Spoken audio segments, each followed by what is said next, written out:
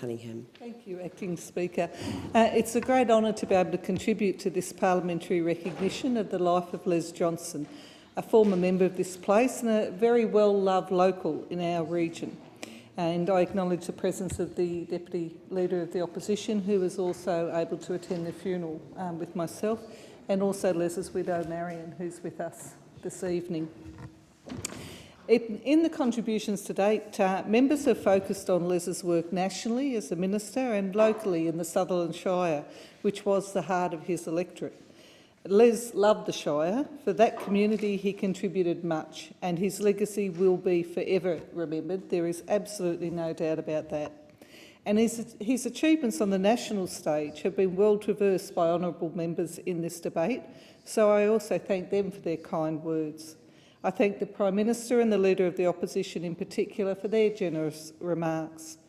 However, members may not be aware that for much of Les's long time in public office, a total of 25 years as we have heard, the division of Hughes also extended southward into the Illawarra, into what is now the electorate of Cunningham that I represent. And Les formed close working relationships with the people of the Illawarra as well as the Shire, and our community is grateful for his service and support over those many long years in office. Les always attended May Day rallies and marches in the Illawarra. He knew the symbolic importance of this and enjoyed a good relationship with the union movement of our region as well. And, as he did in the Shire, Les worked at the grassroots level with many local organisations and Labor branch members in the Illawarra, winning their great confidence and support. In the Labor Party, this is no mean feat, for back then, in the mid-1950s, the Northern Illawarra Labor branches at Bulli, Thirroul, Scarborough and Helensburgh were tough crowds. The membership was tribal, mostly made up of miners and railwaymen, and Les was an outsider from the Shire, wasn't of either tribe. But he was a working man and a practical man. He'd been a delegate of his union, organised and agitated workers to protect workers' rights, promote workers' safety, and so he won them over.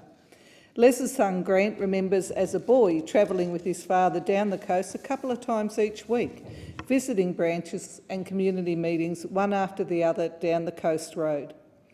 And once elected to office, Les would hold mobile electorate office meetings every second Saturday or so in the Thirroul Railway Institute Hall, which still stands today as a monument to local Labor history and has been painstakingly restored by the local community. At Les's state funeral, stories were recalled, as told by Les, of meeting the Scarborough Labor branch for the first time in the mid-1950s, mostly all tough old coal miners. And as a sort of test of his manhood, he had to drink 6 beers in a row before giving his speech. He also recalled addressing the Helensburgh branch, where one of his pre-selection opponents appealed to the audience for their vote because, he said, I'm the only one that's been to university. Les was next to speak, and to the surprise of pre-selectors, he said, "Members, unfortunately for my dear friend here, it's just not true. I too went to university, and probably no one here knows that." "That's right," said Les. "My brother and I went right through Sydney University as boys, recycling bottles during the Depression to help put food on our family's table." Through his words, Les had a real way of connecting with people. And through his words and his deeds, as we've heard in this debate, we remember Les Johnson as a remarkable Australian. The essence of it, according to Les, was just to work hard and communicate well. Not really all that difficult if you had the knack like I did, as he said. One of the closest working relationships that Les formed in the Illawarra was with Jim and Lois Hagan. Sadly, we lost Jim about 5 years ago. But it was good to see Lois at Les's state funeral recently, and Lois is a life member of the ALP, as was Les. The Hagans first met Les in the Caringbah branch in 1954 at the time of Les's pre-selection, and as we have heard in the debate, that was a time when Labor was bitterly divided.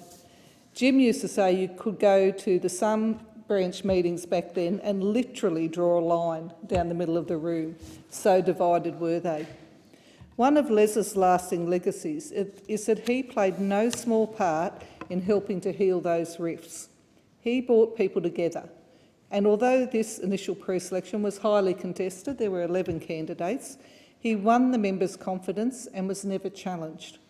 Jim and Lois moved to Ostermere about 10 years later, and along with others like Keith Woodward, Paul and Kay Tuckerman, Norman Kathleen Smith, Maury and Connie Lawless, Bill McKay and Rob and Josie Castle, became the bedrock of the Thirroul branch for the next 40 years.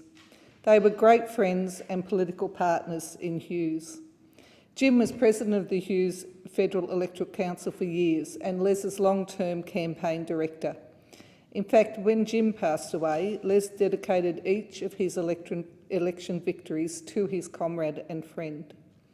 Les's reputation as a local campaigner was legendary, and Jim and Lois were right there by his side.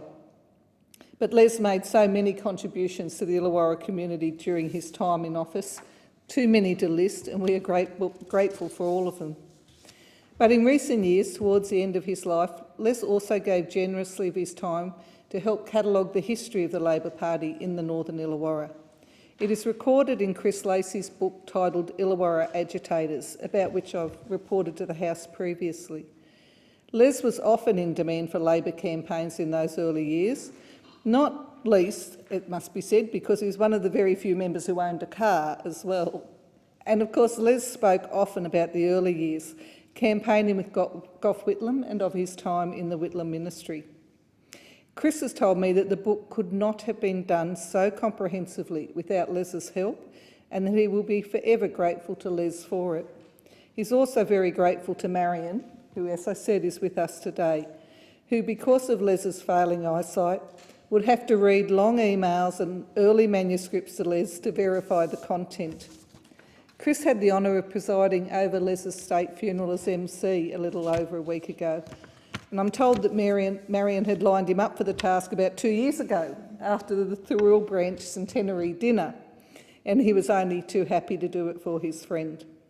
I want to share with the House in my conclusions to this contribution, Chris's own words, because Chris spent a lot of time, he's the president of the Thirroul branch now, and took up writing the book after Jim Hagan had passed away, and Jim had done so much work on it, and then Chris saw it to its completion. And he spent a lot of time with Les, and it left a very lasting mark on him. And Chris writes, "What a remarkable man was the late, the Honourable Leslie Royston Johnson, a man that everyone knew simply and fondly as Les. He was a man who had impact on his community and for the nation, a man whose time had come and who used it well. It was a great privilege to have known Les towards the end of his long life and to have spent many hours talking with him, a child of the Depression, a boy who went to work at 14 to support his family, who put himself through night school. In Les's own words, an angry young radical, who saw injustice in his community and in his workplace, joined his trade union and agitated and organised people to his cause. An aspiring politician who artfully navigated through Labor's most divisive moment to win a contested pre-selection, but who then won the party's confidence and was never challenged. A comrade and confidant who shared the stage of great Labor men, Les Halen, Doc Evatt, Lionel Murphy and of course Gough Whitlam. A witness and indeed an actor in some of Labor's historic events, and who pursued new national initiatives in housing policy and Aboriginal affairs. A Labor Life member whose party ticket was first date stamped when Curtin was Prime Minister. And above all, a man with the conviction to fight for his values and what he thought was right and good. But for all the accolades and achievements, anecdotes about Labor's trials and personalities, important though they are, it was in the end Les the man who made the most impact on me. His enthusiasm and energy that was apparent in everything he did, even at the age of 90. His discipline and commitment to his craft. He was a planner and an organiser. His deep connection to community and to justice, whether here or abroad. His wit and humour, with a mind like a steel trap and the memory of an elephant. And ultimately, his positive outlook on life. Through his long life, Les had the support of a loving family whom he also loved. It was truly an honour to be entrusted by Les, his wife Marion, and children Grant and Jenny with the deep and solemn responsibility to preside over his state funeral. I had the good fortune of seeing Les one final time for a weekend about a month before his passing, and we had the opportunity to talk about service and what was important to him. It was very sad to say goodbye to my friend for that last time, but I think Les would have been pleased with how it all went. There were very generous contributions made by the Honourable Tony Whitlam QC, the Honourable Michael Egan on behalf of the Honourable Paul Keating, and the Honourable Bob Hawke. His children, Grant and Jenny, gave loving and heartfelt family tributes for their dad. Although Les was not a religious man, he loved to sing old hymns that he had learnt as a boy. He sung them every day, and so he would have been pleased that the service included one of his favourites, How Great Thou Art, sung by classical soprano Ms Morgan Balfour. I concluded the service in the following way. Although another of the great Labor men of old has passed into history, let us remember him well. Let us honour his memory by dedicating ourselves to a life that is rich and as purposeful and as joyful as the one that he led. Les would expect us to remember him with a smile, and yes, perhaps even with a song. The words of Joyce Grenfell's poem, Life Goes On, sum up our old friend well. If I should go before the rest of you, break not a flower, nor inscribe a stone, nor speak of me in a Sunday voice, but be thy usual selves that I have known. Weep if you must, parting is hell, but life goes on, so sing as well. Vale, Les Johnson. I thank the member for Cunningham. I understand it is the wish of honourable members to signify at this stage their respect and sympathy by rising in their places.